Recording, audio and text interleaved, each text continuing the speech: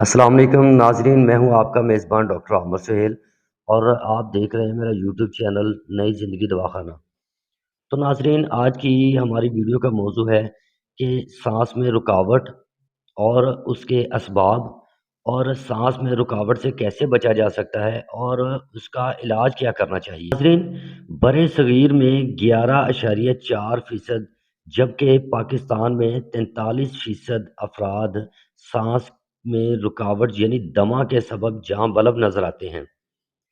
اس مرض میں کھانسی کے علاوہ شدید مضطرب کرنے والی حالت دم گھٹنا جیسی کیفیت، جسے فکسیشن کہتے ہیں، پیدا ہو جاتی ہے۔ اکثر افراد کو الرجی کی وجہ سے بھی دم گھٹنے کی شکایت پیدا ہو جاتی ہے، مگر بعض لوگوں کو کچھ غذاؤں سے بھی دم گھٹنے کی عارضی کیفیت پیدا ہو جاتی ہے، مثلاً انڈا، گھی، آلو، چاول، بھنڈی، اروی اور سرد مزاج والے پھل وغیرہ۔ ناظرین، بعض اوقات دیکھا گیا ہے کہ ہائی بلڈ پریشر کے مریض بھی اس عارضے سے تنگ رہتے ہیں، انہیں سعال قلبی یعنی کارڈیک کف اور بعض اوقات دمہ قلبی میں بھی مبتلا ہوتے ہیں، جس کو کارڈیک استھما کہا جاتا ہے۔ بعض اوقات معدے میں موجود ری اور گیس بھی گھبراہٹ کے ساتھ دم گھٹنے کی کیفیت پیدا کر سکتی ہیں۔ ناظرین، اب بات کرتے ہیں کہ سانس میں تنگی کے اسباب کی۔ نمبر 1، آکسیجن کی کمی، مثلاً زیادہ بلندی پر چڑھتے وقت آکسیجن کی کمی ہو جاتی ہے، تب آدمی لمبی اور زور سے سانس لیتا ہے۔ یہ بیماری نہیں ہوتی، کیونکہ نیچے اترنے پر یہ تکلیف ختم ہو جاتی ہے۔ نمبر 2، سینے پر چوٹ لگنے سے، اگر عروق خشنہ پر چوٹ آ جائے اور خون نکل آئے تو اس موقع پر بھی سانس میں تکلیف اور کھانسی کی شکایت ہو جاتی ہے۔ اس حالت میں کھانسی کے ساتھ خون بھی آنے لگ جاتا ہے، ساتھ ہی سینے میں شدید جلن بھی محسوس ہوتی ہے۔ نمبر 3، بعض ادویہ جو اعصابی نظام کو متحرک کرتی ہیں، ان کے مضر اثرات کے باعث بھی سانس کی تنگی کا مرض لاحق ہو جاتا ہے، اور جو ادویات آنتوں کو تحریک دیتی ہیں وہ بعض اوقات سانس کی نالیوں کو بھی تنگ کر دیتی ہیں، جس وجہ سے بھی سانس کی تنگی محسوس ہوتی ہے۔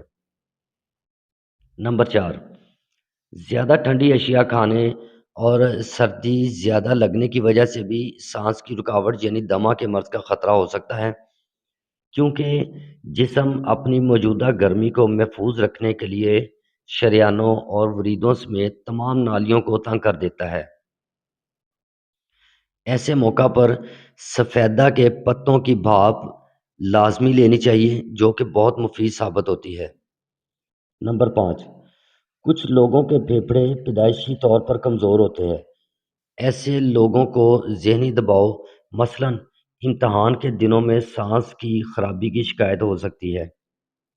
نمبر 6، جانور پالنے والے حضرات کو بھی سانس کی تنگی میں مبتلا دیکھا گیا ہے۔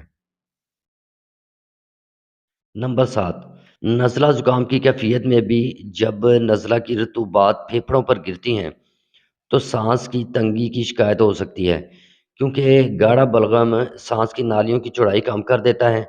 ایسی حالت میں بلغم کو پتلا کرنے والی ادویات دی جاتی ہیں۔ نمبر 8، نمونیا میں مبتلا لوگ بھی سانس کی تنگی یعنی دمہ جیسی کیفیت سے دوچار ہو سکتے ہیں، کیونکہ نمونیا کی وجہ سے بننے والے بیکٹیریا بھی اپنے زہریلے مواد سے پھیپھڑوں کو تکلیف پہنچانے کا باعث بنتے ہیں، جس کے نتیجے میں پھیپھڑوں کی نالیاں سکڑ جاتی ہیں، جس سے کھانسی کی شدت میں اضافہ کے ساتھ ساتھ سانس کی رکاوٹ بھی پیدا ہو جاتی ہے۔ تو ناظرین، اب بات کرتے ہیں کہ یہ تنگی تنفس یعنی سانس کی رکاوٹ سے بچنا کیسے ممکن ہے۔ نمبر 1، روزانہ ہلکی ورزش کریں تاکہ دوران خون بحال رہے اور آکسیجن بلا رکاوٹ پھیپھڑوں کو ملتی رہے۔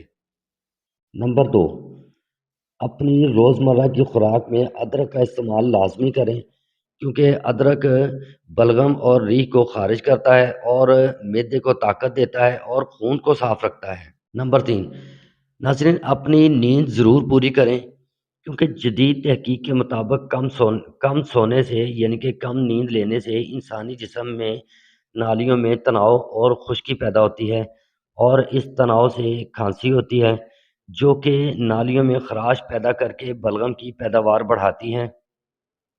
نمبر 4، ایسے علاقوں میں جانے سے گریز کرنا چاہیے جہاں مویشیوں کی سمیل یعنی کہ مویشیوں کی بدبو ہوتی ہے، کیونکہ اس سمیل میں مختلف اقسام کے جراثیم ہوتے ہیں۔ نمبر 5، روزانہ 1 گھنٹہ ضرور سرسبز پارک یا کھیت میں جا کر گہرے سانس لینے چاہیے تاکہ پھیپھڑے تازہ ہوا حاصل کر سکیں۔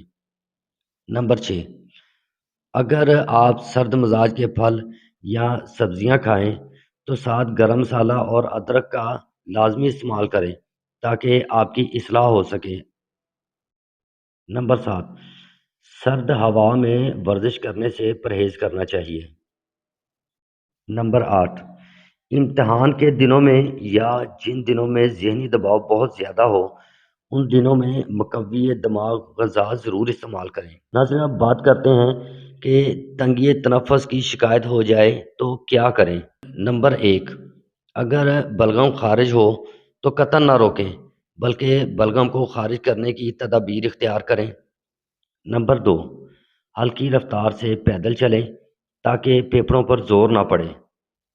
نمبر 3، ٹھنڈی اشیاء کے استعمال سے پرہیز کریں۔ نمبر 4، اپنی روزمرہ کی خوراک میں پرندوں کے گوشت کی یخنی لیں۔ نمبر 5، سوتے وقت ایک دم سردی سے گرمی والے ماحول میں نہ جائیں۔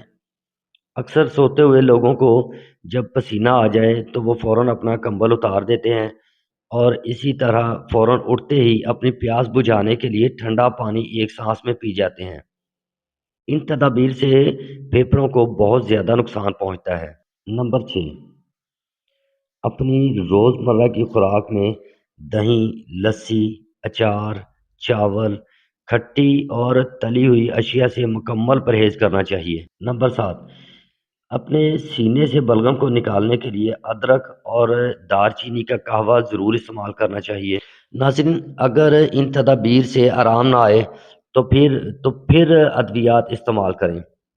ایک بہت اچھا اور کارآمد نسخہ جو ہے وہ حاضر خدمت ہے۔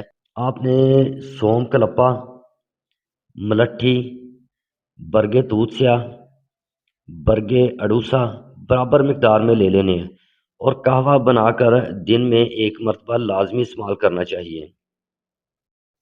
تو ناظرین، اس کے ساتھ ہی مجھے اجازت دیں اور جاتے جاتے چینل کو سبسکرائب کر دیں تاکہ ہماری آنے والی ہر ویڈیو آپ تک بآسانی پہنچ سکے، اور ویڈیو کو زیادہ سے زیادہ شیئر کریں تاکہ دوسرے لوگ بھی فائدہ حاصل کر سکیں، اور کمنٹ باکس میں اپنی قیمتی رائے ضرور دیجیے۔